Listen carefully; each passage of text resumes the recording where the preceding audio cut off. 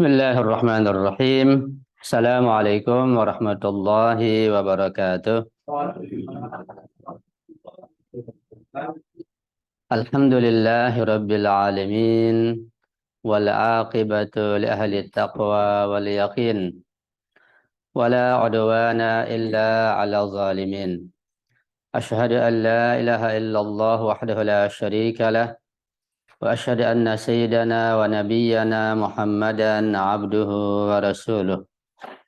اللهم صل على فاطمة وأبيها وبعلها وبنيها وسر المستودع فيها بعدد ما أحاط به علمك. اللهم كن وليك الحجة بن الحسن صلواتك عليه وعلى آبائه في هذه الساعة وفي كل ساعة وليا وحافظا وقائدا وناصرا ودليلا وعينا حتى تسكنه أرضك طوعا وتمتعه فيها طويلا برحمتك يا أرحم الراحمين. ربي اشرح لي صدري ويسر لي أمري واحلل عقدة من لساني يفقه قولي أما بعد.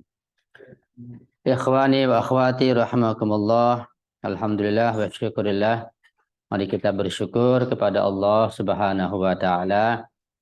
Pada siang menjelang sore hari ini kita masih mendapatkan nikmat yang besar, nikmat sehat walafiat, nikmat iman wal Islam dan berbagai nikmat yang lainnya sehingga kita masih bisa melanjutkan kajian kita tentang fikih muamalah. Mudah-mudahan apa yang kita pelajari ini betul-betul dapat bermanfaat dan bisa kita manfaatkan untuk mencapai kebahagiaan dan keselamatan dunia dan akhirat. Dan kita bisa mengamalkan dengan sebaik-baiknya insya Allah.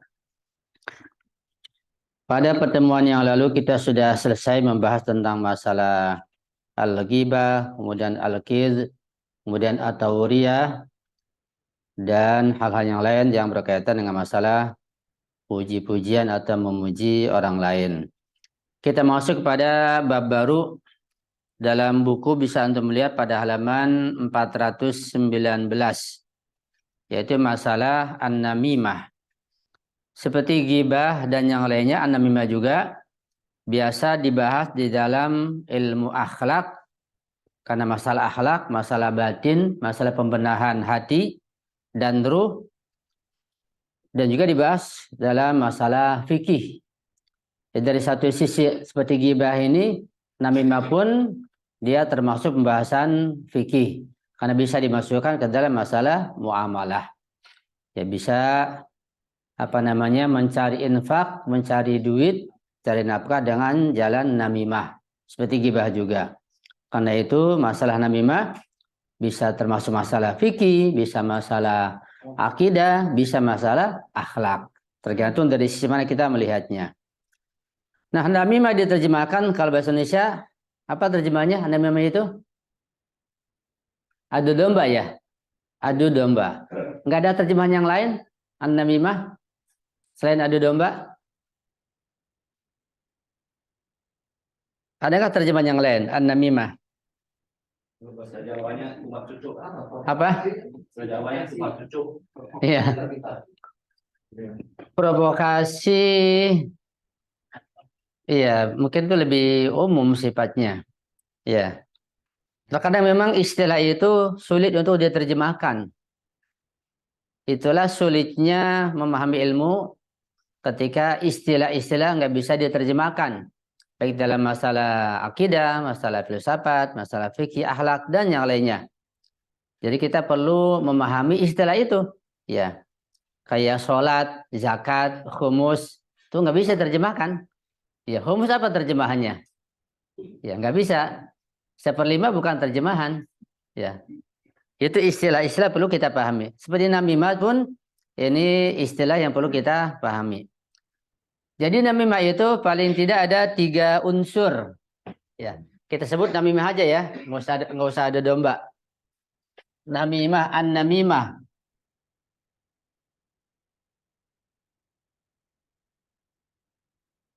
Namimah itu misalnya ada seseorang, katakanlah A. Ini orang pertama. Dia membicarakan tentang keburukan seseorang. Katakanlah keburukan si X. Ya, ini yang dibicarakan objeknya. Ada orang yang mendengar, si B mendengar. Ini orang kedua. Ada 3 unsur yang menyampaikan, yang berbicara, ada objeknya yang dibicarakan, ada yang mendengar. Ada 3 unsur. Nah, namimah dari mananya? Namimah dilihat dari sisi si B ini. Si B ketika mendengar si A bicara tentang keburukan si X, nah si B datang ke si X. Mengadu begitu, mengadu, menyampaikan, melaporkan apa yang dibicarakan oleh si A tentang keburukan dirinya, gitu. Ini namanya mengadukan masalah, melaporkan begitu. Sehingga kalau si X ini terpancing, dia emosi, keburukan aibnya dibicarakan oleh si A, maka terjadilah kecekcokan, perkelahian. Itu namanya mengadu domba.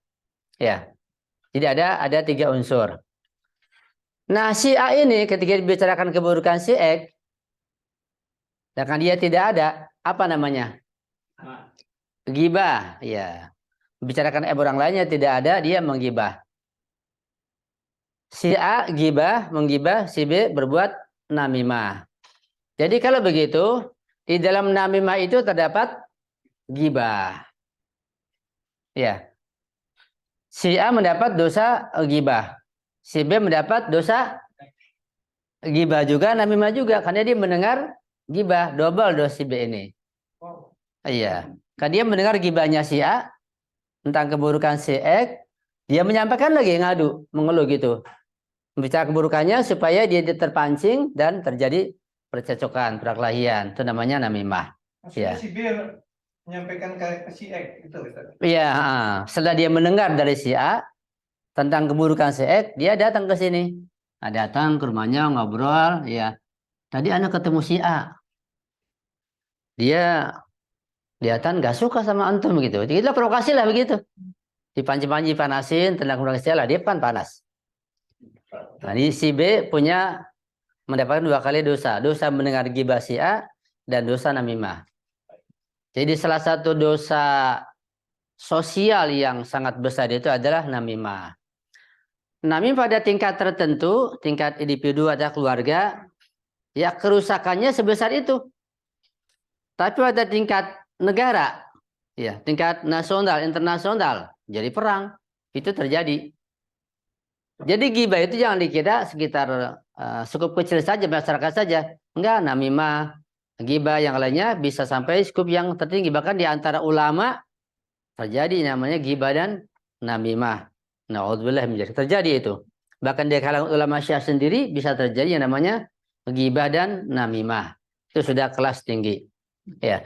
Di dalam namimah ada gibah. Makanya si B mendapat 2 kali dosa. Ya. Sekarang bagaimana kalau antum misalnya? Antum sebagai X yang dibicarakan aib antum oleh si A. Si B datang ke antum. Antum mendengar si B lapor ke antum bahwa si A bicarakan kepada antum. Bagaimana sikap antum yang baik begitu? Yang akhlaki, sebaiknya bagaimana? Diemin aja satu. Yang lain menjawab bagaimana? Ya Bu? Pergi. Ibu? Nasihatin. Yang lain ayo. Klarifikasi ya itu lebih tepat lagi. Yang lainnya lagi bisa diperjelas? Dipertemukan. Apa lagi? Dibuat forum debat. Iya. Dibuat forum debat. Iya.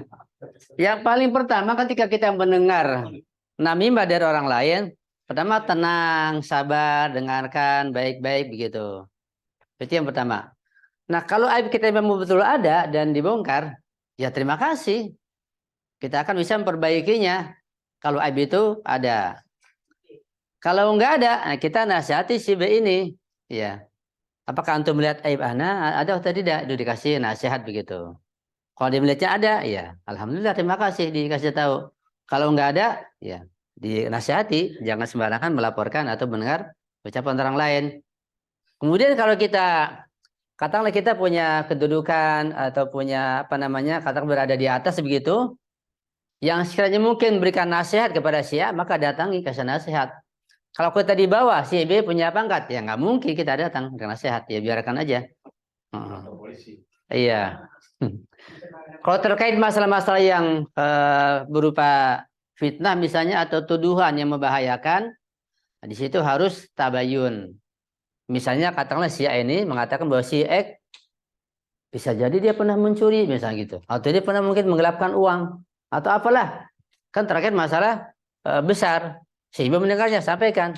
Ketika masalahnya besar itu harus X bertabayun. Ya, X bilang pada si B, laporan antum bisa dipertanggungjawabkan, bisa Anda datang ke si A untuk mempertanyakannya, begitu. Itu harus bertabayun supaya bisa selesai. Jika tidak, maka panggil orang yang ketiga, orang lain yang punya jabatan agar bisa menyelesaikan. Kalau itu urusan-urusan besar, masalah politik, masalah keuangan, masalah besar lah. Jangan diam saja. Saya diam saja berdosa. Sudah diam saja berdosa. Nggak boleh. Kalau hal yang kecil, yang remeh, sudah diamkan saja. Jadi sikap si Ek ini atau sikap kita dilihat masalahnya apa dan siapa yang kita hadapi. Nanti kita punya sikap, punya solusi yang terbaik insya Allah. Itu masalah namimah. Salah satu biasanya di sejarah itu kita baca yang lebih banyak melakukan namimah biasanya perempuan yang saya baca. Wallahu alam, Bapak betul tahu nggak? Oh iya. Oh enggak juga. Oh. Iya. Misalnya salah seorang istri paman Nabi, siapa namanya?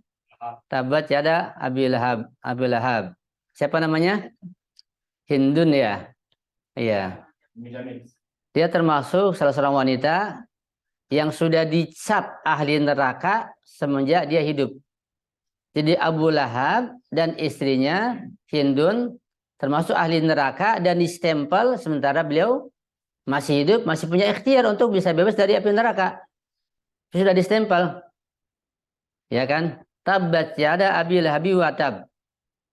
Kemudian istrinya wa mur'atu hammalatal hatab fi jidi hablum mimasad. Itu keduanya sudah distempel oleh Allah ahli neraka padahal masih hidup.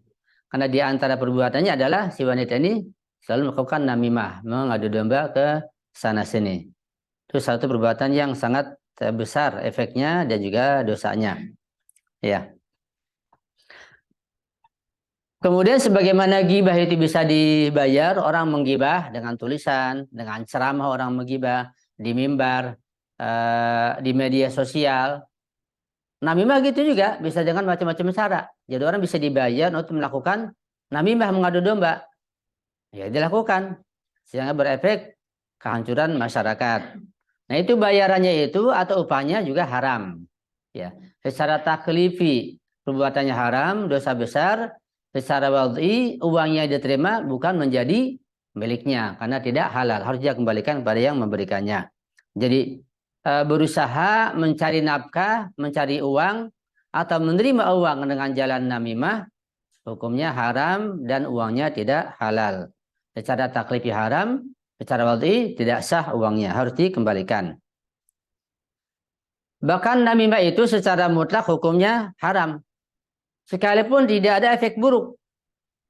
Ketika si A membicarakan keburukan si X, kemudian si B menyampaikannya, si X nggak terpengaruh, biasa saja, nggak ada efek apa-apa. Nggak terjadi perkelahian, percecokan. Sekalipun nggak ada efeknya, tetap namanya hukumnya dosa besar dan diharamkan oleh Allah Subhanahu wa Ta'ala.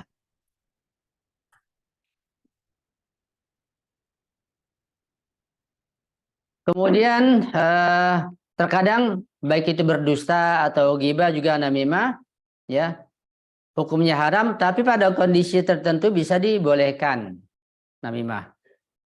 Ghibah terkadang bisa dibolehkan, bahkan terkadang wajib. Ya. Juga misalnya dusta terkadang dibolehkan, terkadang wajib ketika untuk menyelamatkan nyawa. Namimah begitu juga, terkadang pada kondisi tertentu itu dibolehkan, bahkan bisa diharuskan. Kapan kira-kira namimah itu bisa dibolehkan? Ingin menyadarkan personal. Ketika ingin menyadarkan personal, Hasan, iya. Bisa diperjelas contohnya?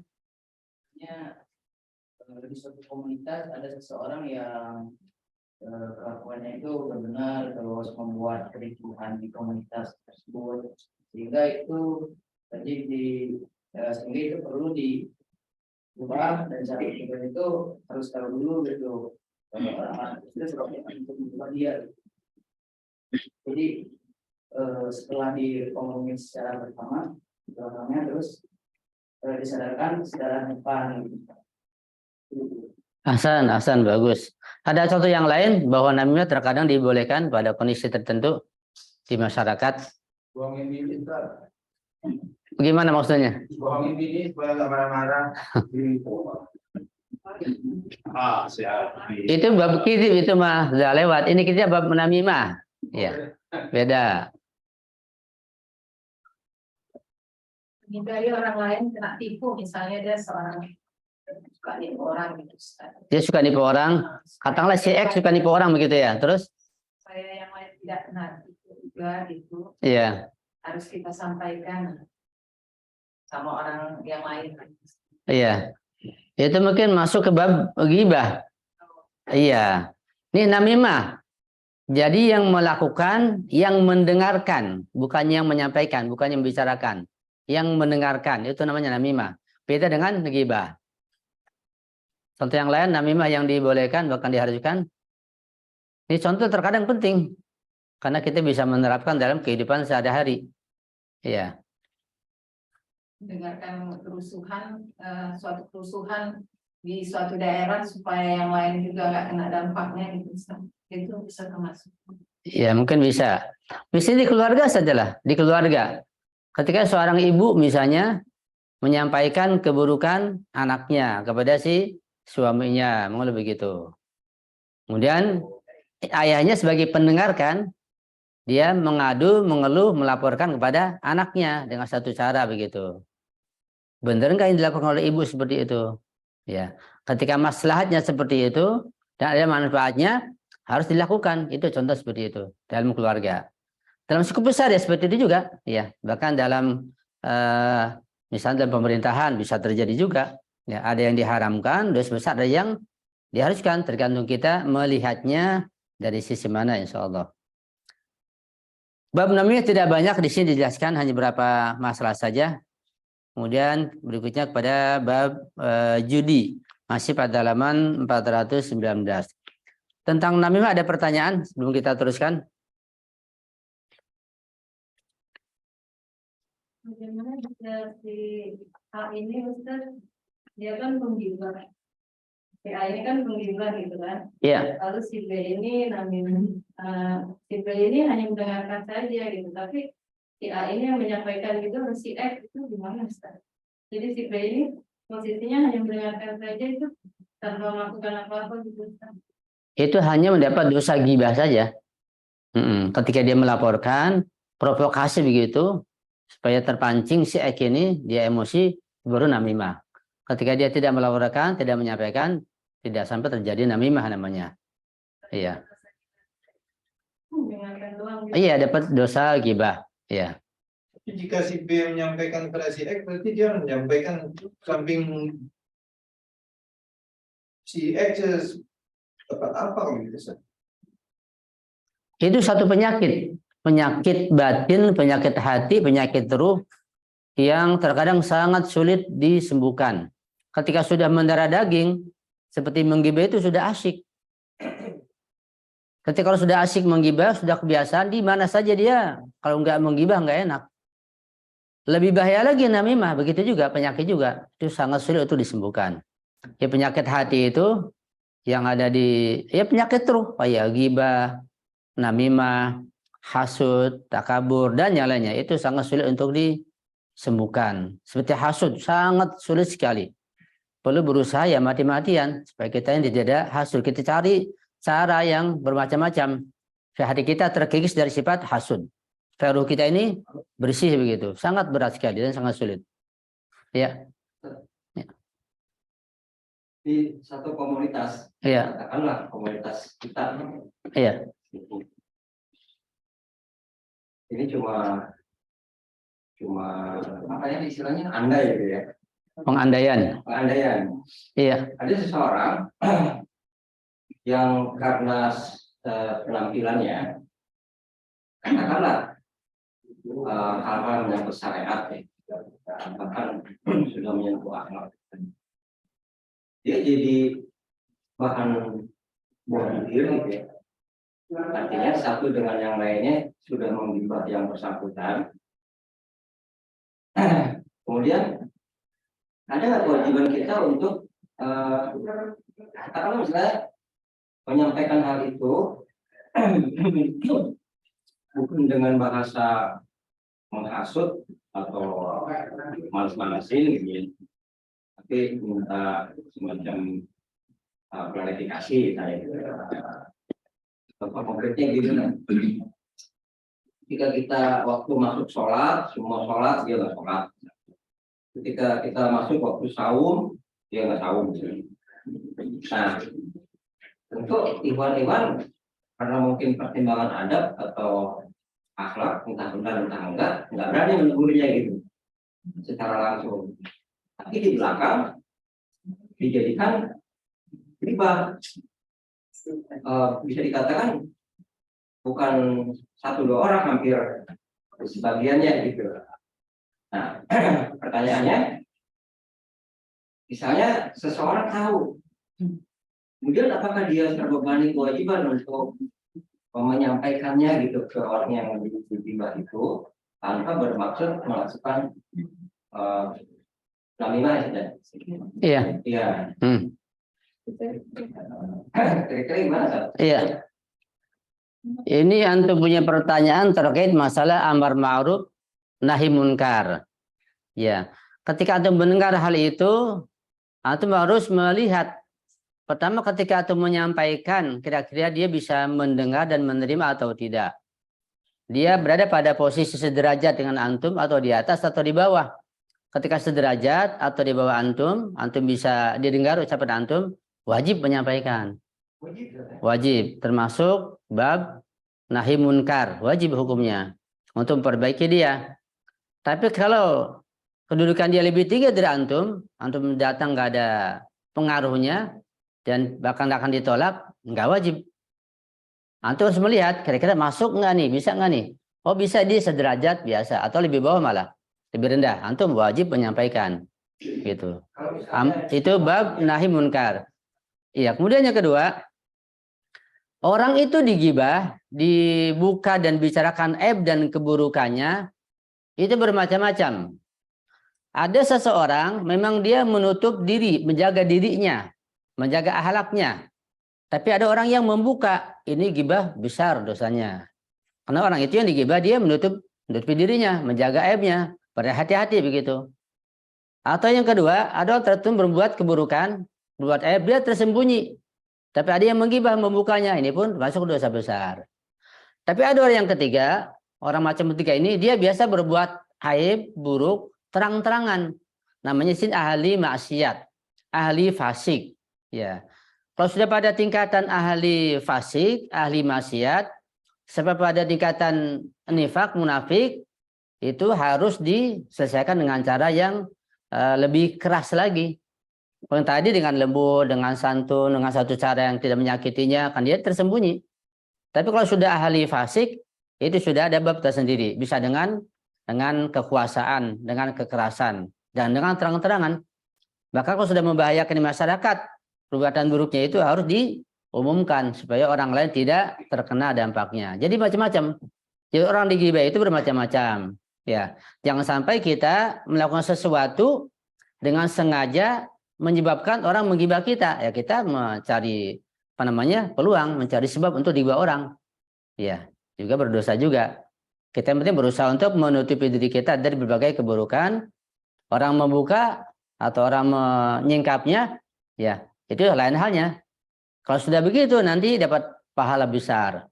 Artinya kalau kita menutupi diri kita dari aib, kita berusaha berakhlak baik, berusaha jadi orang baik, tapi tetap ada aib kita. Ada yang bicarakan ke orang lain, aib kita dibuka. Nah, di situ kita mendapat pahala yang sangat besar. Dosa orang itu yang menggibah kita, dosanya ya pahala dia dipindahkan ke kita. Dosa kita dipindahkan ke dia. Ya, dosa dia double jadinya. Gitu. Jadi usaha kita adalah memperbaiki diri kita insya Allah. Ya. Tadi gimana Pak Aceh, ada lanjutan? Sudah jelas? Jelas lah. Ya. Artinya gini Ustaz. Ketika orang tadi dianggap oleh kami gitu saja, oleh kami kurang ada keburukan lah ya, ada keburukan dalam tanda kutip. Anak langsung aja dalam tanda kutip ini artinya ketika kita sholat dia nggak sholat, Iya. ketika kita sahur dia nggak sahur. Iya. Nah, kalau di belakang kita nggak ada masalah gitu. Iya. Ketika di depan kita, kemudian di belakang mereka, di belakang dia, kami ini satu dengan lainnya membicarakan itu sebagai sebuah keburukan. Gitu. Nah, tadi pertanyaan anak, gimana menyikapinya? Jika anak sejajar atau di atasnya, bisa diingatkan langsung. Iya. Iya. Tapi kalau anak di bawahnya, sia-sia gitu ya. Iya. Nah, terlepas di atas atau di bawah, udah diingatkan. Kalau di atas atau kalau di bawah, udah dibiarin. Iya.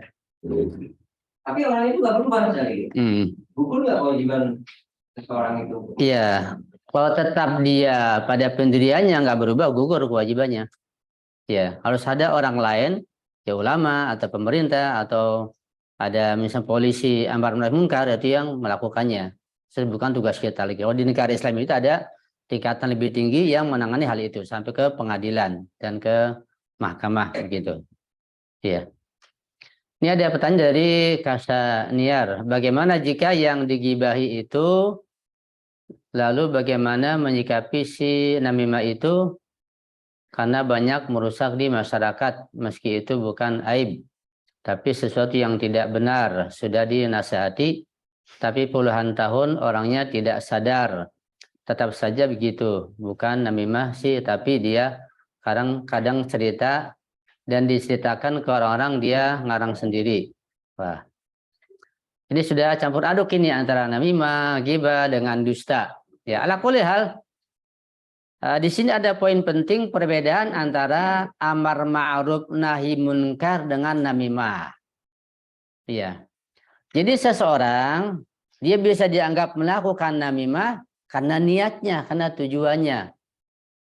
Tapi di saat yang lain pun, kalau dia punya kedudukan, dia punya ilmu, dilaksanakan hal itu bisa termasuk amar ma'ruf nahi munkar, begitu. Tergantung kedudukan dia. Jadi bisa dibedakan. Nah, kalau namimah tujuannya adalah provokasi, merusak, mengadu domba supaya berantem, itu namimah namanya. Tapi buruk, tapi kalau tujuannya itu mengislah, menasihati, memperbaiki, itu bukan lagi namimah. Itu malah dianjurkan. Nah, maka si pendengar ini, pendengar ghibah dari si A itu juga bermacam-macam. Ya, kalau yang mendengarkan ghibah, si A menggibah, si B mendengarkan. Kalau B punya kedudukan, dia punya ilmu. Nah, dia menasihati si A jangan membuka kebutuhan orang lain. Nanti kepada si X dia pun datang untuk memberikan pencerahan. Itu yang lebih bagus lagi. Ya, yang berusaha itu ketika sudah dinasihati seperti itu, sudah ya dilakukan nasihat, anjuran, ya sudah dibiarkan karena akan sulit memperbaikinya. Ada tugas orang lain yang lebih tinggi kedudukannya untuk memberikan nasihat dan memperbaikinya insya Allah. Ya bukan tugas kita lagi kita orang biasa tidak akan didengar. Ya. Tapi Ustaz, umumnya misalnya contoh si A menceritakan si C gitu kan. Iya. Tentang kejelekannya si B ini kan punya istilah kayak mukanya mungkin menasihati si C ini kan ya. Iya. Orang ketiga ini. Iya. Umumnya kan kalau orang ketiga ini kalau di misalnya kamu saya dengar saya info kamu orang yang begini kan. Dia bisa marah nanti sama si A yang ceritakan itu bagaimana Ustaz? Iya, karena itu si B yang mendengar cerita tentang aib si X dari si A harus bijak, harus ngerti betul. Dia sebagai apa kedudukan di masyarakat. Kalau orang biasa, ya jangan sembarangan menyampaikan. Kalau punya kedudukan ya sampaikan, harus mengerti. Dan harus mengerti kondisi si X. Kalau bakal marah ya jangan datang, jangan disampaikan. Malah jadi bahaya. Jadi nanti menimbulkan keributan lebih luas lagi. Jadi si B yang mendengar harus bijak dan mengerti tentang dirinya. Dia kedudukannya sebagai apa gitu. Sekarang bicara soal masyarakat, tanggung jawab si B ini yang mendengar kita tadi kan urusan kan tadi mungkin dia punya kewajiban, bisa jadi punya kewajiban menyampaikan. Berarti kita dengan pertimbangan ini lepasin tidak bertanggung jawab. Enggak, si B ini kalau dia nggak punya kedudukan, jadi menyampaikan malah ditolak, dia cari orang ketiga, cari ustadz, ulama, siapa yang mampu menasihati si X kalau betul-betul ada keburukannya dan aibnya begitu, ada kekurangannya. Memperbaiki ibadahnya, sholatnya, apalah begitu. Jadi cari orang yang lain, kebijakannya begitu. Kalau dia tidak mampu, lakukannya sendiri. Ya. Ini Ibu Setiawati, ya Waalaikumsalam, bagaimana kalau kita diajak bicara tentang informasi yang bersifat ghibah? Kan bingung kalau tiba-tiba pergi atau ditinggalkan, tapi kalau didengarkan takut tidak bisa menjaga supaya tidak menceritakan ke orang lain. Ya. Memang sangat sulit ya. Boleh kalau sudah teman dekat biasa ngobrol menggibah orang lain, serba salah. Ditinggal, nanti tersinggung, diterusin, ya berarti mendengar gibah. Jadi harus bijak. Kita harus cari celah di mana bisa memperbaiki atau paling enggak mengurangi keburukan yang digibah itu. Misalnya, enggak kok, saya dengar dia baik, enggak begini-gini. Jadi harus pandai bercerita atau pandai menetralisir begitu. Kalau bisa ditinggalkan, tinggalkan dengan alasan. Oh iya maaf saya ada janji. Oh maaf saya apalah WC. Apalah dengan alasan 1000 alasan diusahakan. Udah ada janji mau ke WC, lapar apa. Iya. Supaya bisa meninggalkan. Karena wajib meninggalkan. Berarti ada hidangan. Ya makan daging bangkai saudara.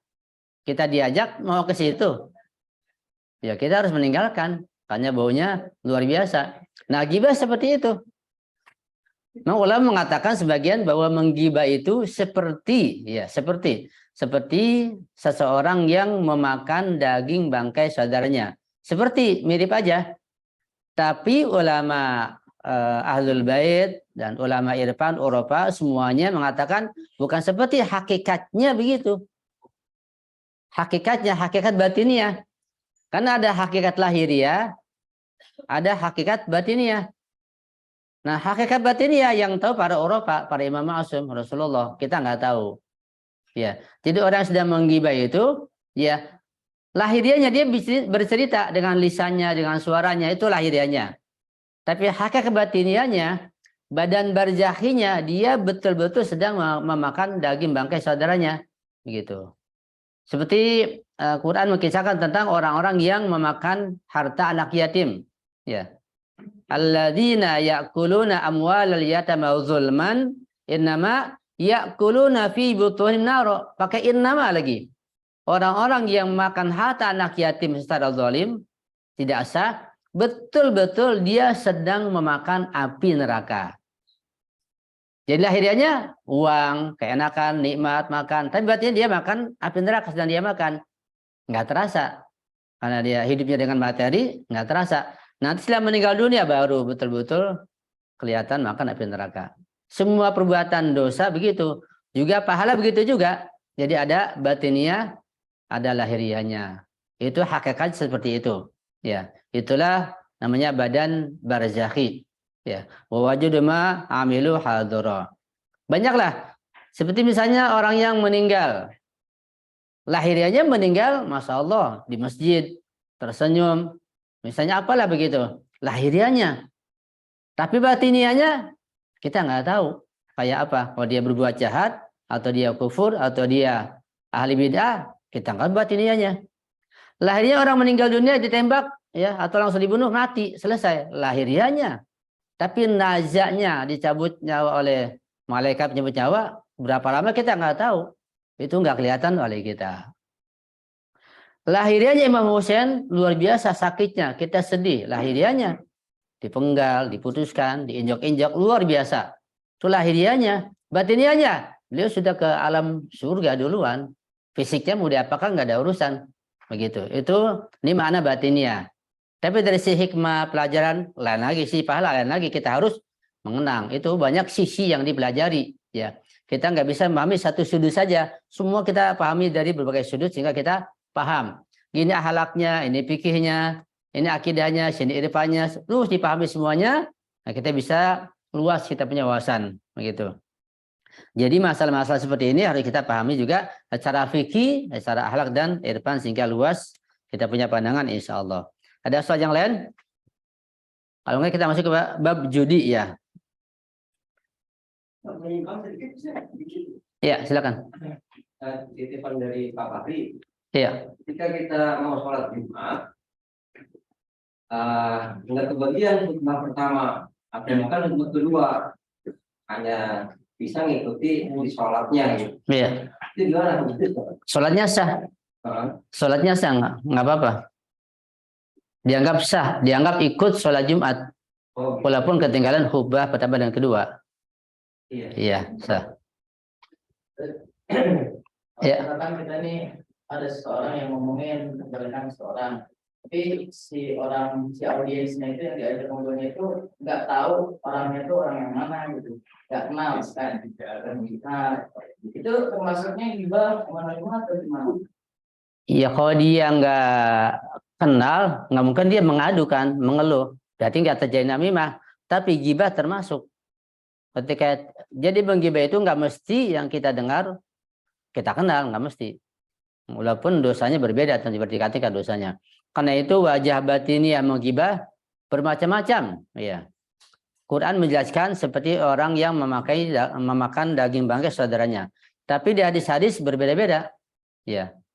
Berbeda-beda badan barzakhiynya atau hakikat batiniahnya. Nanti bisa buka di kitab Arba'un Hadisan Imam Khomeini. Bagaimana?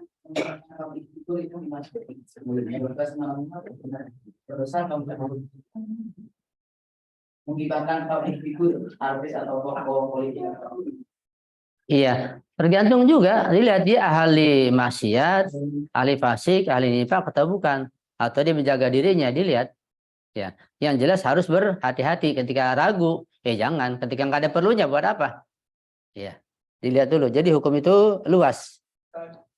Sekarang ini tidak hanya di media sosial kita seperti hibah presiden kita. Itu semuanya itu. Dan disampaikan lagi oleh kita yang bodoh dan ini pada orang lain. Karena ini hasil hibah ini. Iya. Jadi kan udah jadi ambil sendiri kita. Terus orang lain nyampaikan lagi ya tidak pernah disampaikan sih kepada presiden, tapi presiden itu sudah tahu kan saking banyaknya. Iya. Gimana itu? Iya. Karena itu dalam masyarakat, apalagi menjelang pemilu ya. Jadi bisa jadi dalam suatu peristiwa itu terkumpul beberapa dosa. Ada ghibah di situ, ada namimah, ada hasud, ada lagi nanti ujub, ada lagi bisa kumpul beberapa dosa. Semakin berat ketika dosa-dosa itu berkumpul dan sudah pada tingkatan tertentu, kita nggak tahu sejauh mana, bisa mengakibatkan turunnya bencana, ajab, petaka begitu. Jadi petaka, bencana, gempa, apalah tidak mungkin terjadi, mustahil terjadi kalau bukan karena dosa-dosa manusia. Dosa apa? Dosa-dosa nggak kelihatan, macam-macam begitu. Seperti itu. Jadi kita nggak tahu. Mungkin ada ghibah di situ, ada namimah, ada hasud, ada ujub, ada kibir, macam-macam bisa terkumpul. Na'udzubillah min dzalik. Lagi dengan media massa yang begitu luas, kita dengan mudahnya melakukan dosa, ghibah dan namimah. Harus berhati-hati insyaallah. Ya. Ini menjelang pemilu ya harus berhati-hati untuk men-share. Biasanya antara keluarga bisa ribut ya. Tentang judi, antum bisa lihat di halaman 419 ya, bahwa judi itu bisa sekarang ini, kalau dulu judi itu bisa dilakukan 2 orang atau lebih kalau dulu, kalau sekarang bisa 1 orang. Jadi perkembangan zaman pada masa sekarang ini bahwa judi itu bisa dilakukan satu orang lewat online. Ya, kalau zaman dulu nggak bisa, 2 orang atau lebih. Ya, masalah judi. Judi, ya. Judi itu pertama ada alatnya, ada pemainnya. Ya, ada pemain, pelaku lah. Ada pemain. Dan pemain ini bisa 2 orang, bisa lebih. Ya, bisa 1 orang, bisa 2 orang, bisa lebih. Kemudian juga judi ini ada alatnya. Ada alat atau ada sarana. Kemudian ada taruhan. Ada taruhannya. Taruhan bisa berupa uang, bisa berupa barang. Nah, judi ini juga termasuk dosa besar, ya. Bandar. Apalagi bandarnya, ya. Bandar juga. Bandar nggak syarat sih, tanpa bandar pun bisa terjadi judi. Bandar nggak mesti ada. Ketika 2 orang tanpa bandar gitu, 2 orang saja bisa berjudi. Iya, tanpa bandar. Dengan bandar ya itu namanya terorganisir, lebih parah lagi. Masalah internetnya dosa nggak? Ya, nanti kita bahas ya, judi di internet. Ya. Jadi taruhan ini berupa uang, berupa barang. Nanti dengan taruhan ini ada yang kalah, ada yang kalah, ada yang menang. Inilah judi. Hukumnya haram secara hukum waqi awali. Nah, sekarang kita lihat masalah alat dah. Alat judi, ya. Alat judi itu apa saja? Alat judi, misalnya kartu remi ya. Bisa. Apalagi? Dadu. Apalagi? Internet juga bisa. Internet bisa. Internet juga bisa. Buka internetnya apa? Aplikasi ya? Aplikasi. Aplikasi. Apalagi? Ya. Dan lain-lain, masih banyak lagi, ya. Termasuk sebagian pendapat catur juga bisa juga, ya. Dan lain-lain. Ya, sebentar dulu. Nah, alat-alat ini, alat-alat judi itu terbagi 2. Jadi alat untuk digunakan buat berjudi terbagi 2. Ada sebagian alat betul-betul biasa digunakan buat berjudi, nggak digunakan buat yang lain. Ada alat biasanya bukan buat berjudi, tapi digunakan buat berjudi. Ya. Nah, menggunakan alat yang biasa digunakan buat berjudi, biasanya buat berjudi, ya, biasanya buat taruhan, berjudi, kalah menang. Kemudian digunakan tidak ada taruhannya, pemain biasa, tetap hukumnya berdosa dan haram.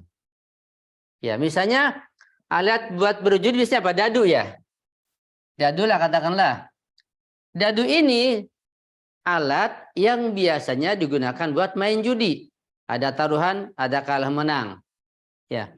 Pada suatu hari seseorang dia memainkan dadu, nggak ada taruhan, mainkannya sendiri. Karena ini ada alat judi, maka dia berdosa, tidak boleh. Karena alatnya alat judi. Tapi yang lain, ya, katakanlah apalah begitu, suatu alat yang bukan alat judi, ketika dimainkan untuk berjudi, ya haram. Tapi ketika dimainkan bukan untuk berjudi, maka tidak bermasalah, tidak apa-apa, karena bukan alat judi. Mengenai catur ada 2 pendapat, mana saya jelaskan. Catur itu sebagian dulu mengatakan, seperti Syekh Bejat, catur itu adalah alat judi, kata Syekh Bejat. Sehingga orang bermain catur tanpa taruhan pun, tanpa niat judi, tetap berdosa. Menurut beliau, karena catur adalah alat judi. Kata Rabar, catur bukan alat judi. Tapi penilaian alat judi atau bukan, tergantung huruf masyarakat setempat. Ketika di satu masyarakat catur sebagai alat olahraga, dan nggak ada judi di sana, maka catur bukan alat judi. Ya. Tapi di tempat yang lain, catur dijadikan sebagai alat judi, ada taruhan, maka catur di sana sebagai alat judi. Nah, di sana memainkan catur tanpa taruhan pun berdosa karena sebagai alat judi. Tapi di sini misalnya sebagai olahraga. Jadi pandangan terhabar lebih luas. Itu ada ikhtilaf ulama. Nah, secara hukum awali, ya, main catur itu dibolehkan menurut terhabar ketika tidak ada taruhannya sebagai alat olahraga. Hukum awali. Tapi hukum mustanawinya bisa terkena haram juga. Waktu terbuang misalnya, pekerjaan terbengkelai, banyak yang lebih penting, bisa belajar ditinggalkan. Ujung-ujungnya terkena dosa juga. Jadi yang terbaik apa? Ya ditinggalkan saja. Cari permainan yang lain yang menyehatkan gitu. Lebih selamat. Selamat dunia, selamat akhirat. Ya. Bisa dipahami ya insya Allah ya? Kalau di orang-orang itu, orang-orang Padang itu ya, Ya. itu kan suka main jam. Jam itu kayaknya seperti jam gede, seperti apa? Seperti ini, yang gaplek, satu gaplek itu kan. Iya. Domino gaplek lah. Iya. Domino gimana? Mereka tuh senang-senang aja gitu. Artinya, memang mereka tuh kan udah capek jualan, dagang gitu biasa malam-malam kumpul main gituan. Cuma senang-senang aja gitu. Emang itu bisa, alat itu bisa dijadikan, memang bisa jadi alat judi. Ya sama gaplek bisa jadi judi. Cuma untuk ngisi waktu, bilangin apa, bisa buat persahabatan, kekerabatan. Itu bagaimana hukumnya itu, Ustaz? Tadi kembali ke situ. Kalau itu memang betul-betul sebagai alat judi, ya, maka dia tidak boleh. Kalau bukan alat judi, permainan biasa, maka dibolehkan secara hukum awalinya. Kalau bukan alat judi, tinggal dilihat saja urut masyarakat di situ. Ya.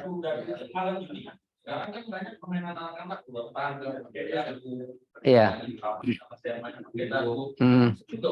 Ulah tangga lain lagi. Ulah tangga termasuk hiburan untuk anak-anak. Iya, kecuali dengan taruhan. Ada di masalah berikutnya masalah ulah tangga di sini dibahas. Ular tangga itu kalau tidak dengan taruhan, hiburan saja, hukum awali dibolehkan. Itu enggak dihitung dadunya, dihitung namanya ular tangganya dihitung. Iya, ada nama. Iya. Bukan. Iya. Dulu kita tanda itu kecil-kecil itu. Mainan itu sampai jadikan Iya. mainan itu sampai jadikan mobil lewat. Iya. Angkanya bisa jadikan judi. Mau orang lewat bisa kita jadikan judi. Iya. Orang lewat kita jadikan judi. Iya. Sebenarnya banyak yang Alat judi banyak, ada lagi dua. Ada alat judi betul-betul sebagai alat judi, tidak digunakan untuk yang lainnya, tapi ada yang selainnya bukan alat judi, cuma digunakan untuk berjudi. Yang alat judi betul-betul ketika digunakan tanpa judi pun tetap berdosa. Tapi yang bukan alat judi boleh digunakan kalau bukan untuk berjudi. Ya. Nanti kalimat tandingan bola kan Indonesia Vietnam. Iya. Kemudian saya milih katakanlah Indonesia. Iya. Kalau saya menang, saya takdir saya. Itu masih judi kan? Ya, nanti ada kita bahas belum sampai. Sampai insya Allah bentar lagi. Iya. Sabar dulu. Iya. Tuh nanti kita masuk ke masalah bab kompetisi ya. Masalah kompetisi, ya. Yang biasa digunakan untuk kompetisi itu apa saja? Bola ya. Olahraga macam-macam.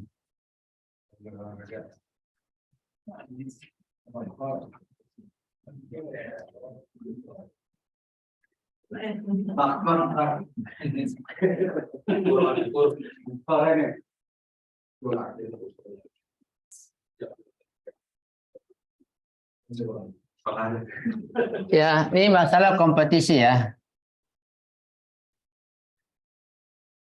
Kompetisi seperti bola dan macam-macam olahraga macam-macam, apalagi seperti bela diri ya.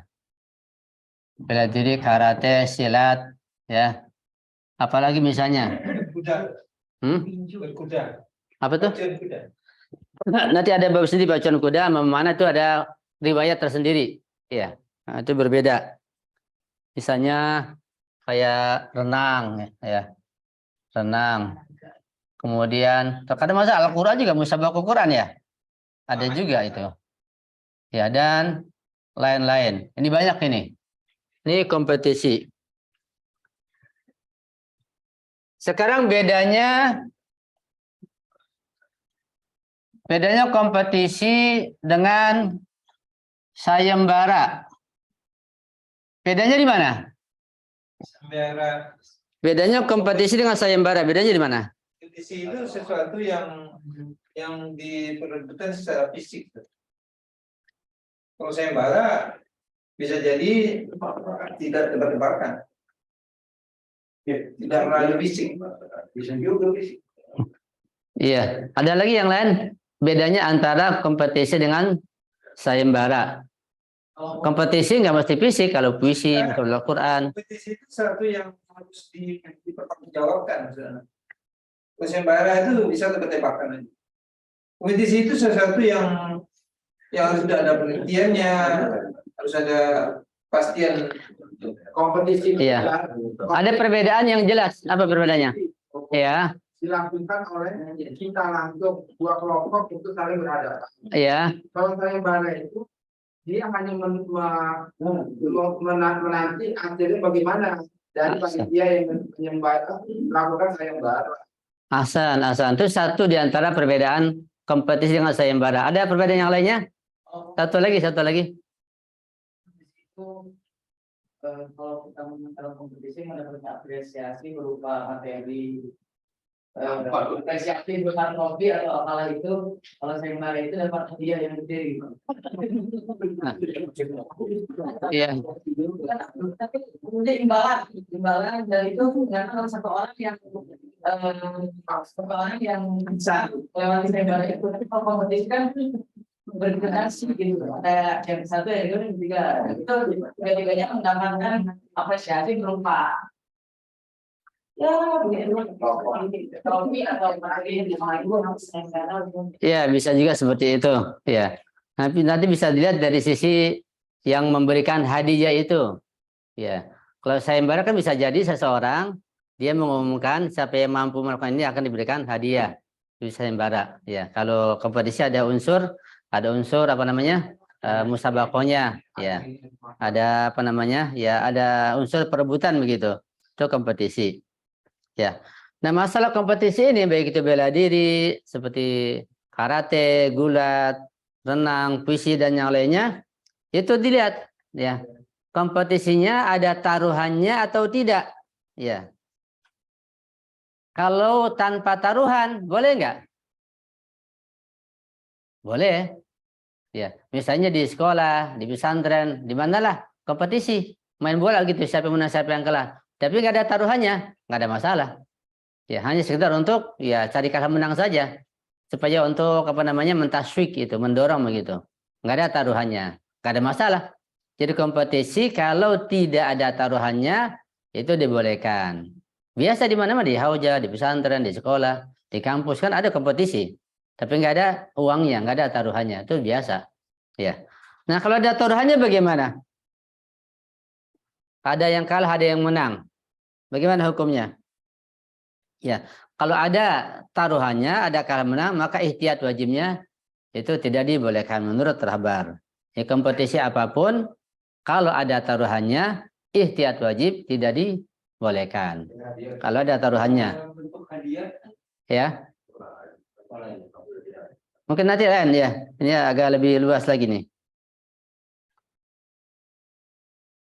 Ya. Kemudian mengenai tadi kuda dan memanah, ya. Sekalipun ada taruhannya, ini khusus ada riwayat, beda dengan yang lain. Maka saya katakan untuk kuda, pacuan kuda dan memanah itu ada riwayat khusus. Sekalipun ada taruhannya, dia tetap dibolehkan. Ya, ada menang ada kalah dia dibolehkan. Ya. Sekalipun dengan ada taruhan.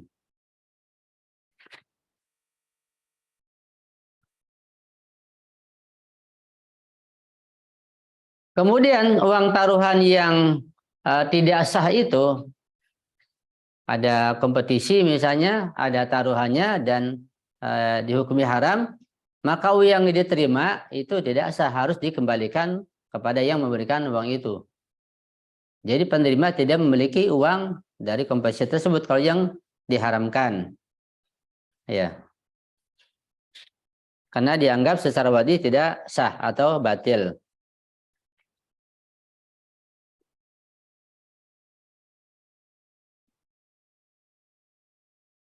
Berarti kalau ada fatwa juga tiba-tiba kita berjudi dengan seseorang itu tetap sah ya Ustaz?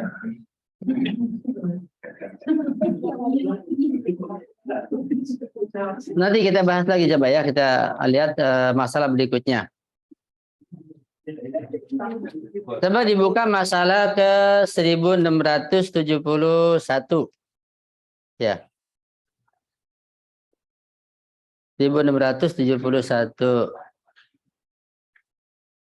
Atau sebelumnya 1670 dulu kita baca. Permainan komputer, nih kita masuk pertanyaan yang tadi ya. Permainan komputer yang menggunakan alat judi, ini di komputer menggunakan alat judi, tapi di komputer. Apabila dilakukan oleh 2 orang atau lebih, maka permainan ini termasuk kategori judi dan diharamkan. Kalau 2 orang atau lebih, ya sama-sama online begitu.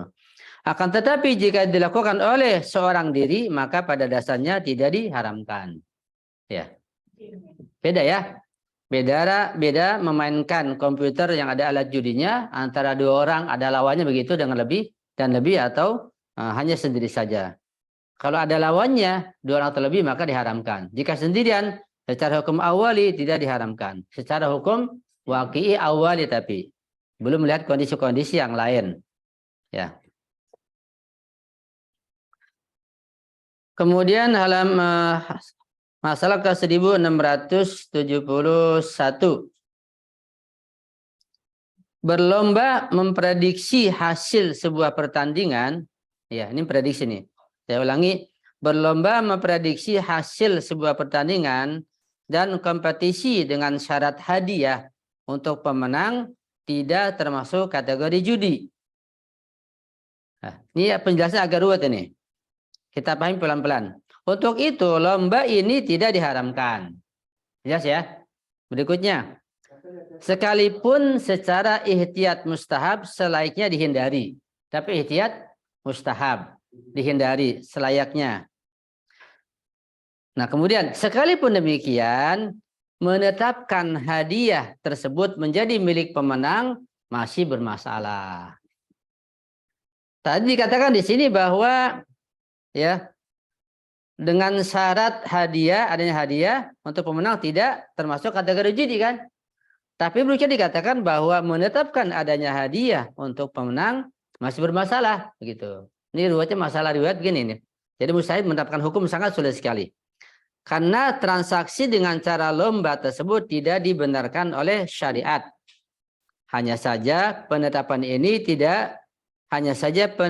bisa dilakukan setelah lomba usai melalui salah satu akad yang disahkan oleh syariat seperti hibah atau perdamaian. Nah, jadi kalau ingin melakukan perlombaan dengan memprediksi sebuah pertandingan harus ngerti fikihnya dulu. Ya, ngerti fikihnya nanti bagaimana akadnya yang sah begitu. Kalau enggak termasuk diharamkan juga ujung-ujungnya. Paham ya? Jadi prediksi mengenai sepak bola, siapa menang, siapa kalah kan ada pertanyaan ya. Kalau misalnya saya menang, saya ditraktir sama yang kalah itu bukan judi kan? Bukan judi, tapi termasuk yang diharamkan juga, nggak boleh.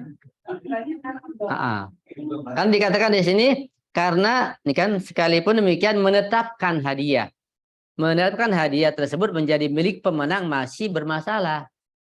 Karena transaksi dengan cara lomba tersebut tidak dibenarkan oleh syariat. Gimana solusinya? Nah, ini solusinya nih. Ini solusinya. Hanya saja penetapan ini bisa dilakukan setelah lomba usai. Jadi menetapkan hadiah buat pemenang itu setelah lomba selesai. Ya. Dengan cara apa? Dengan cara salah satu akad yang disahkan oleh syariat. Seperti hibah atau perdamaian. Jadi setelah permainan selesai, misalnya katakanlah ada 2 perlombaan sepak bola antara grup A dan grup B. Ini ada 2 orang kan dia memprediksi Si A prediksi si ini akan menang, yang satu ini. Ya.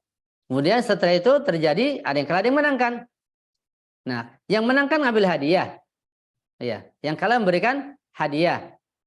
Nah, tapi setelah lomba selesai supaya akadnya ini syar'i dan disahkan, harus ada akad berikutnya. Ada akad suluh atau akad hibah.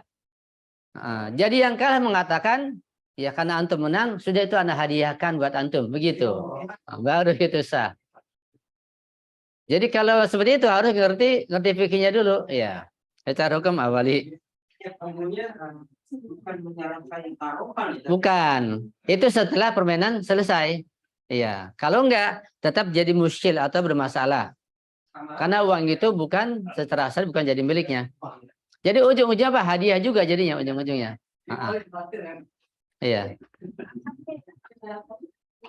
Kalau bisa, kalau itu perlombaan dia bulu tangkis itu ada pendaftaran Ustaz. Iya. Setelah bertanding segala macam itu ada nomor 1, nomor 2 yang dapat hadiah. Itu gimana? Iya, itu orang ketiga yang memberikan hadiah. Kalau orang ketiga nggak apa-apa. Jadi bukan pemain yang memberikan hadiah untuk menang. Dia bayar hanya untuk mendaftarkan ya. Daftar koknya, lapangannya. Tapi hadiahnya dari orang ketiga misalnya itu nggak apa-apa. Iya nggak apa-apa. Yang penting hadiah dari orang ketiga, bukan dari pemain, bukan dari yang kalah. Dari yang kalah yang menang itu taruhan namanya. Tapi kalau hadiah dari orang ketiga nggak ada masalah. Seperti bola, bulu tangkis, renang apapun, ada orang ketiga yang memberikan hadiah, yang menyiapkan itu panitia. Jangan pemainnya dia tidak memberikan hadiah, itu dibolehkan. Ya, yang penting permainannya itu halal dan dibolehkan. Ya. Ya. Kalau mancing hukum sendiri berbeda. Ya. Jangan mancing ya. Tapi maksudnya pemberi hadiah juga ikut main di dalamnya. Nggak apa-apa dia sebagai. Tapi dia tergiur dengan hadiah yang besar, jadi bermain juga. Tapi dia menghadiahi dan mengelola hadiah itu. Terus sebagai pemberi hadiah, kalau pemberi hadiah atau panitia ikut main dan itu dibolehkan, ada peraturannya, ada syarat-syaratnya yang dia bisa ikut serta, nggak ada masalah. Ketika dia menang sebagai pemain, ya nggak ada masalah. Tapi misalnya kita menang, ya, anggap judi menang itu gimana cara bersihin duitnya itu? Kalau perlombaannya halal, kayak sepak bola, bulu tangkis, ya, uangnya pun halal asal dari pihak ketiga hadiah itu. Misalnya gini. Kalau bukan dari pihak ketiga, uangnya kan nggak halal, kembalikan, wajib kembalikan. Kita udah tahu nih, ada juara. Ya. Kita anggap mancing lah, atau tanding gitu kan. Yang juara 1 kita pakai nih duitnya untuk yang juara 1 gitu. Jadi kita ngadain sendiri, kita panitianya, kita ininya, gitu semuanya. Nah, kalau menang, duit itu untuk yang juara 1 di antara kita gitu. Boleh nggak? Itu bukan orang ketiga, namanya hadiahnya di antara mereka dari pemain. Ya nggak bisa. Dan memancing punya hukum sendiri. Memancing yaitu mancing ikan. Kalau tujuannya untuk hiburan, hukumnya haram. Seperti berburu di kebun, berburu rusa, apalah. Kalau tujuannya niatnya untuk bersenang-senang, untuk hiburan, hukumnya haram. Tapi kalau tujuannya untuk mendapat ikan, untuk dimakan, betul-betul perlu, baik untuk dijual, enggak haram. Jadi ada 2 orang mancing di empang nih. Bisa jadi yang satu haram, yang satu enggak. Atau 2 orang mancing di kali, yang satu haram, yang satu enggak. Yang satu dia pegawai negeri, mancing buat hiburan, santai. Dia punya gaji, dapat nggak dapat dia untuk menghibur aja, senang tarikan ikannya gitu. Buat dia haram. Tapi satu orang miskin, memang kerjanya di situ untuk cari ikan, buat cari duit, buat dia nggak haram. Berburu gitu juga, yang satu bisa haram, yang satu bisa halal. Tergantung niat dan tujuannya. Itu hukum memancing ya, memancing dan berburu. Ya. dapat ikan besar. Tapi itu terjadi situasi ini, tapi bertahan lagi.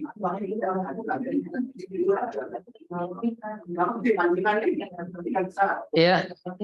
Kemudian pada apa? Tergantung niat sejak awal. Ketika mau mancing, niatnya ngapain? Mau hiburan atau mau ngambil ikan? Kalau betul perlu ikan, kenapa dilepas lagi?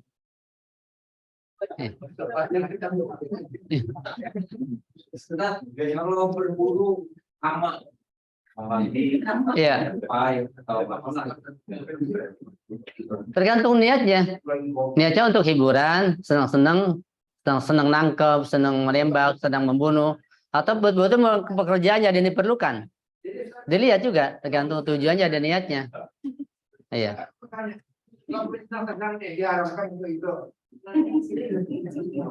Ya untuk mancing dan berburu, ya. Kalau tujuannya, ya.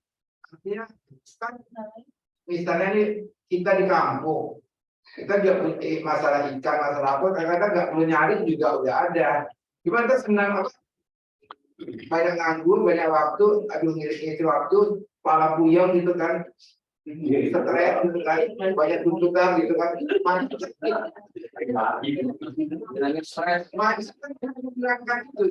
Iya, kalau niatnya mancing ikan, dapat ikan untuk dimakan, betul-betul diperlukan untuk dimakan, ya dibolehkan, nggak apa-apa. Walaupun ada unsur hiburannya, pasti ada unsur hiburannya, nggak apa-apa. Iya. Pasti dimakan, bukan hiburan. Iya. Pastilah dimakan gitu kan. Masalahnya awalnya bukan karena kebutuhan, tapi memang untuk nilai stres, Dilihat aja, dilihat. Nah, sisi mana yang lebih dominan? Kalau tujuan utamanya betul-betul untuk dimakan, diperlukan, dibolehkan. Walaupun di situ ada terkandung hiburannya. Tapi kalau sejak awal memang niatnya hiburan dan nggak perlu ikan, nggak butuh ikan, ya jelas nggak boleh. Jadi ya, itu ada di hati kita. Kita aja condong kemana? Kita yang menilai diri kita. Ya. Ya. Ya. Di Sumatera ini kita di Sumatera Ya. babi ini kan hampir setiap komunitas itu ada babi. Ya. Kalau di dia kan berkembang juga. Akan membahayakan. Ya, Itu sudah lain, itu dibolehkan. Itu bukan untuk senang-senang. Nggak apa-apa. Ketika membahayakan. Ya. Iya, nggak apa-apa. Bukan berburu untuk hiburan namanya. Iya. Ya, kita masuk pada masalah lotre ya. Setelah ini kita selesaikan. Masalah lotre ini. Iya, silakan. Ya.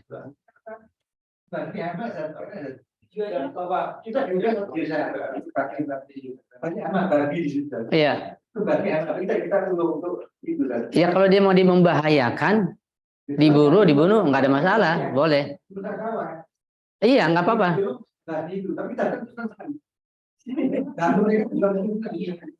Yang penting tujuan utamanya itu membahayakan, dibunuh supaya nggak merusak, dibolehkan. Adapun nanti dia terhibur, udah urusan kedua. Yang penting tujuan utamanya dulu. Tujuan pertamanya, niat awalnya itu yang penting. Ya.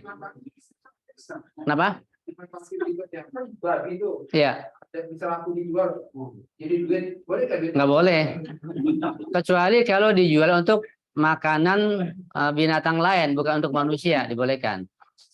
Kalau untuk makanan manusia dijual nggak boleh. Kalau untuk makanan hewan yang lain dibolehkan. Manusia lain Nggak boleh.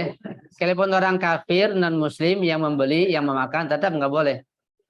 Ya.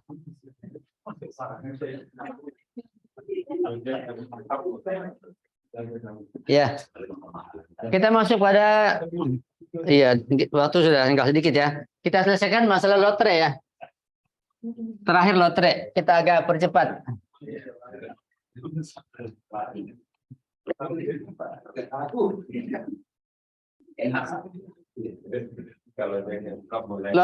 Lotre biasanya itu terkadang menggunakan kupon ya, lotre itu. Kupon itu ada yang bisa digunakan buat lotre, ada yang bukan untuk lotre. Kupon.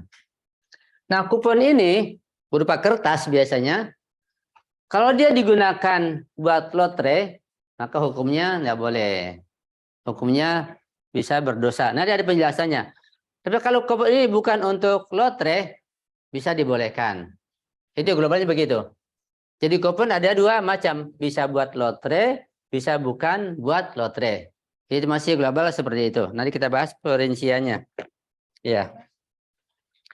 Nah, kupon yang bukan buat lotre, seperti kita belanja di mall, di supermarket, di manalah, kan dikasih kupon itu, dikumpulkan, nanti diundi, dapat hadiah, itu dibolehkan.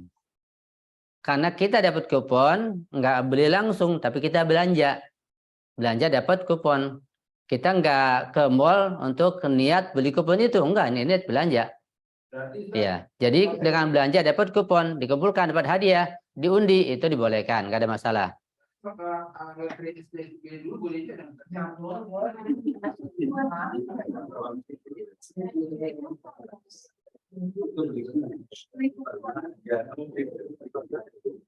Iya. Kemudian menjual kupon untuk lotre, ya. Tadi jual kupon sekalian untuk belanja itu nggak ada masalah. Ya, kan kalau sengaja, kata satu yayasan, satu lembaga, satu orang membuat kertas kupon begitu. Yang dia jual kupon itu, kertas itu nggak ada yang lainnya, dan nanti diundi untuk di lotre begitu. Nah, di sini hukum taklifinya haram, juga hadiahnya tidak sah, batil gitu, tidak boleh. Tujuan baik gimana maksudnya? SDSB itu dana SDSB itu untuk memajukan olahraga nasional. Jadi masyarakat itu suruh nyumbang, cuma penyumbangnya nanti dapat hadiah juga kalau dia nomornya keluar. Iya. Tidak bisa. Jadi tujuan yang baik, pergi haji lah dari judi, dari lotre, atau apalah, sedekah, nggak bisa. Tujuan yang baik harus dengan cara yang baik, nggak bisa dengan cara yang haram. Ya. Nah, jadi kalau jual kupon lotre itu, si penjualnya tidak berhak menerima uang, dan hukumnya juga haram di situ. Secara taklifi haram, secara wadih tidak sah. Ya. Kemudian, ya gimana? Kalau untuk penggalangan dana, Iya. Kupon penggalangan dana. Iya. Iya. Iya. Coba kita baca dulu supaya kita bisa ini. Masalah ke 1672 ya. Berdasarkan ihtiyat wajib diharamkan memperjualbelikan kupon lotre yang hasil keuntungannya tidak akan digunakan demi kesejahteraan umum. Sekalipun demikian, dari sisi hukum wad'i atau efek transaksi tersebut tetap sah, yakni kupon yang telah terjual menjadi milik pembeli dan uang yang diberikan oleh pembeli menjadi milik yayasan atau lembaga yang bertindak sebagai penjual. Ya. Ke masalah berikutnya, 1673.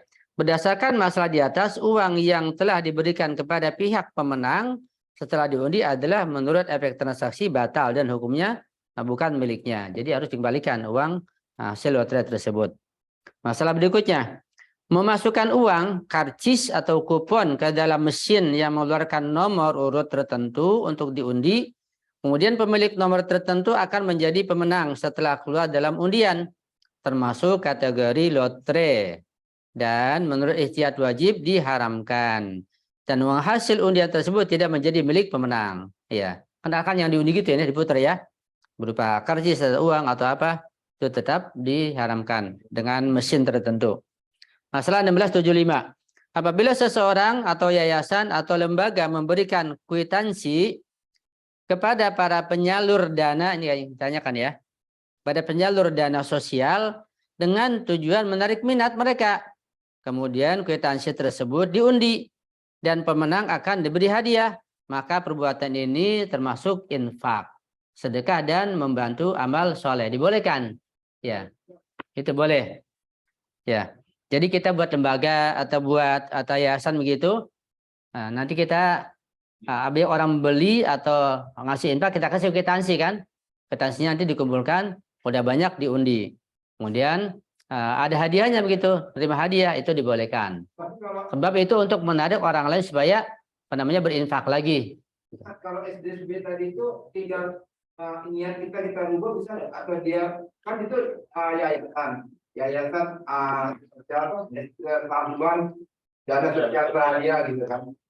Jadi ada juga orang itu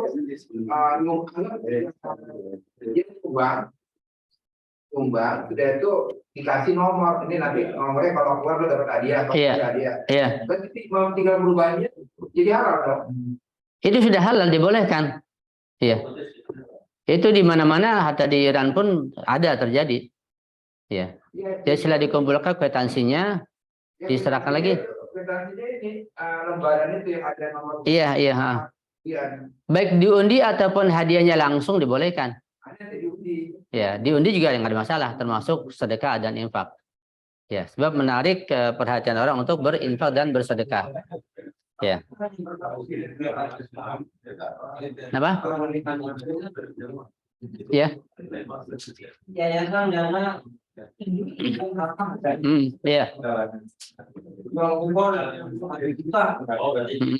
harga satu Ya.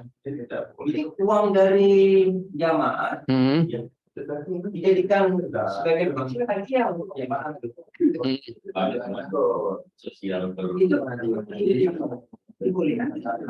Kalau tujuan untuk fakir miskin, untuk bangun sesuatu kesejahteraan rakyat misalnya, tapi sebagian kecil untuk hadiah si penang dibolehkan, nggak apa-apa.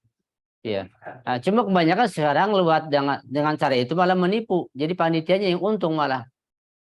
Dengan cara itu ada penipuan juga. Ketika tidak ada penipuan, hanya panitianya betul-betul melaksanakan untuk sosial, nggak apa-apa. Tapi kalau panitianya tujuan menipu, ya nggak boleh, di situ ada penipuan. Harus betul-betul ikhlas, tidak ada penipuan. Pada unsur penipuannya nggak boleh. Jadi betul-betul untuk kesejahteraan masyarakat, untuk sosial. Ya. Kemudian masalah 1676. Hadiah yang diberikan oleh pihak bank kepada para nasabah dengan tujuan menarik minat mereka adalah halal. Jadi nggak apa-apa. Ya. Hadiah dari bank yang diberikan oleh pihak bank.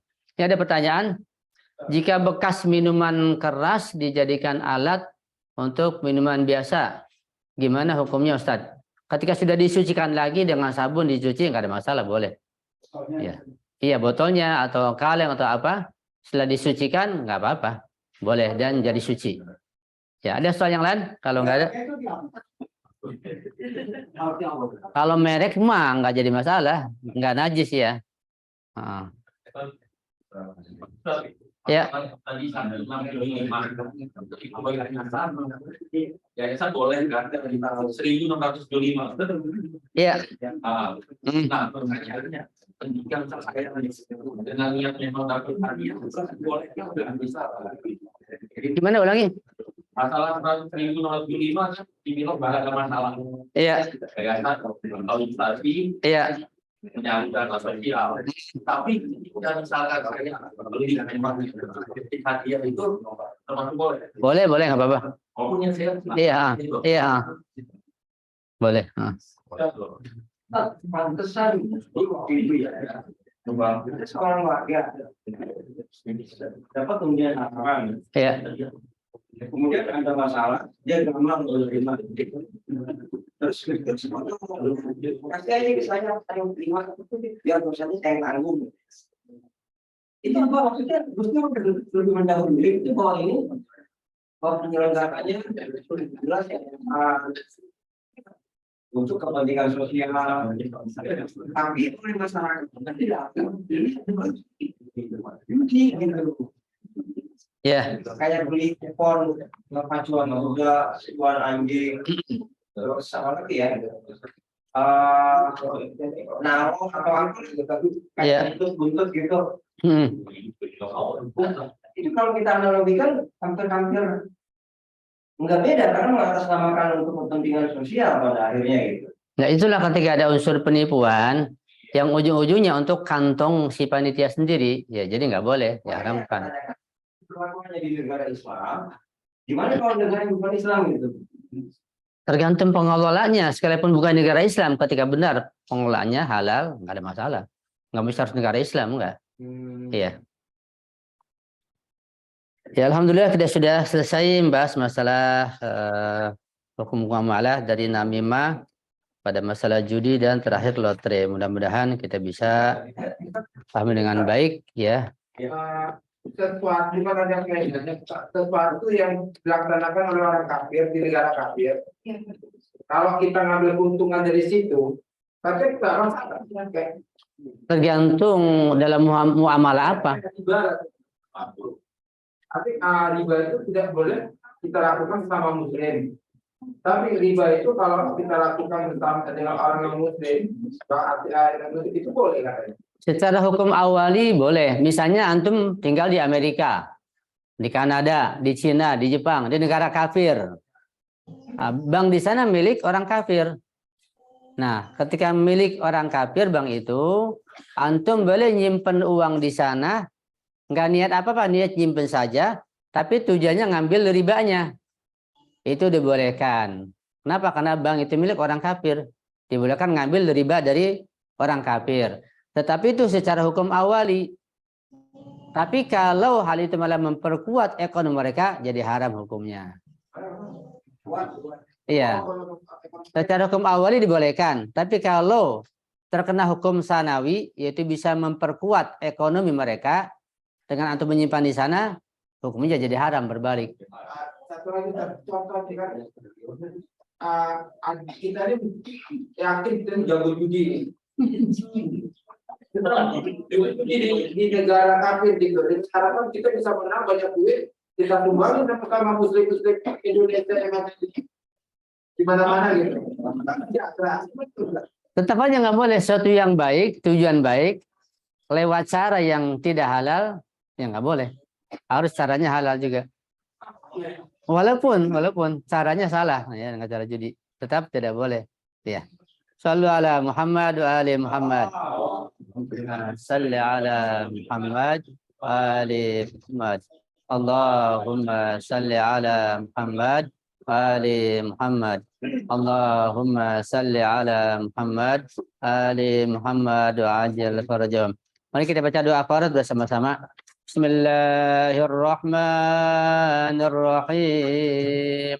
Allahumma kun liwaliyikal Hujjat ibnil Hasan salawatuka alaihi wa ala abai fi hadhihi sa'ah wa fi kulli sa'ah waliyan wa hafidha wa qaidan wa nasira wa dalilan wa aina hatta tuskinahu ardhaka taw'a wa tumatti'ahu fiha tawila birahmatika ya arhamar rahimin. Sekian, mohon maaf. Assalamualaikum warahmatullahi wabarakatuh.